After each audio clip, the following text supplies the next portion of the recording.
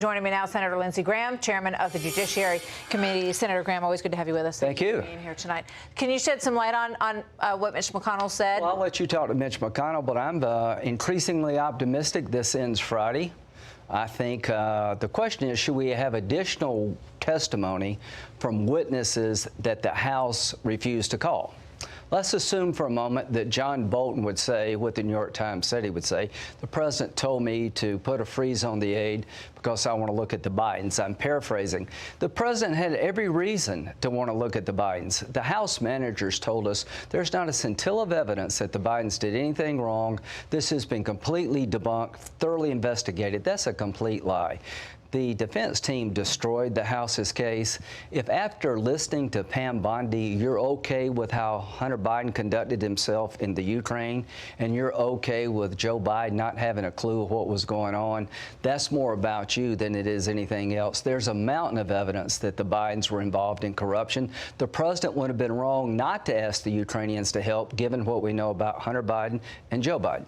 So, you know, that the argument can be turned the other way by Democrats who say, well, you know, wouldn't you want to hear from John Bolton? Aren't you curious to know what he has to say? If you wanted to hear from him, why didn't you call him?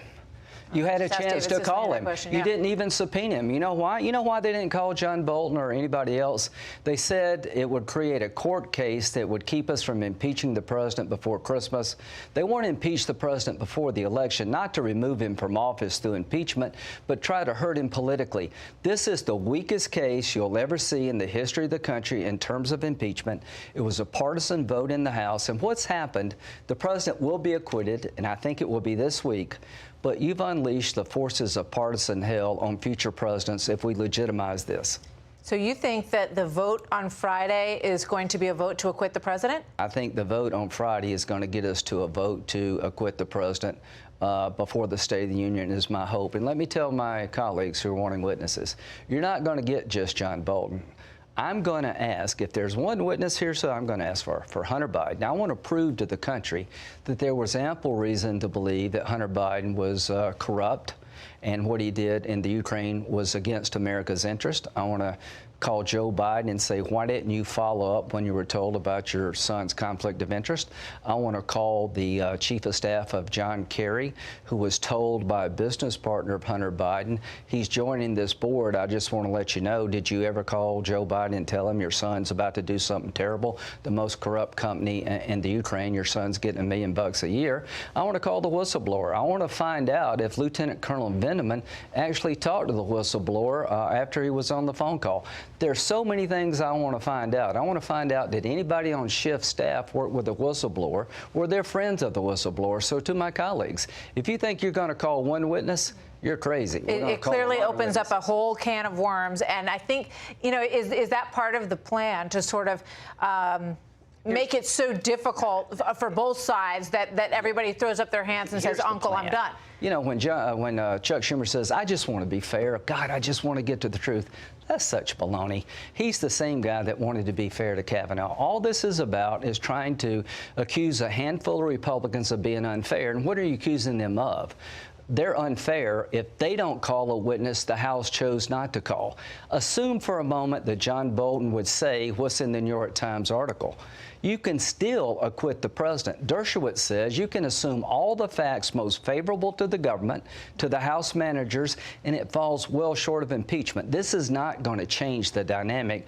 This is just trying to make it tough on a handful of Republicans. And what I heard in that conference today, I heard Republicans who are in a tough spot politically say, I love this country.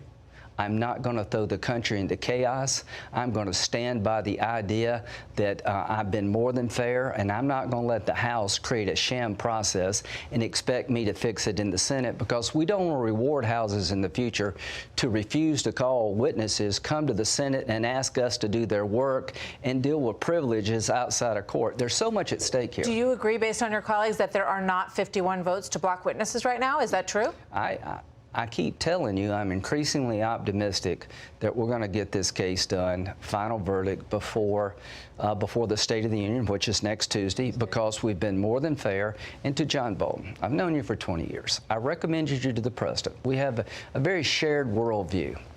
Somebody leaked this excerpt to the New York Times that either hates Trump and there are a lot of people in our government apparently who hate President Trump, or somebody's trying to make money. Somebody's trying to increase book sales. The Wall Street Journal told John Bolton, why don't you just tell us what you know and what's on your mind? So, John, you've kind of thrown the country into a ditch here.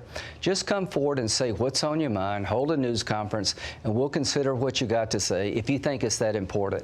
But from my point of view, I've got all the evidence I need. The only reason we're in this box is because the House chose not to pursue John Bolton's testimony, because that means they couldn't impeach the president before the election or before Christmas. So I just think this, to me, needs to end. It needs to end now. But if it goes beyond this week, it's going to go for a long time, and Joe Biden and Hunter Biden are going to be asked questions. They were not allowed to be talked to in the House. They couldn't call Hunter Biden. They told us there's no there there. Folks, there's a big there when it comes to Hunter Biden and Joe Biden. And to the whistleblower, we're going to find out who you are and who you talked to and what you did. Because if we're going to find the truth, as they call it,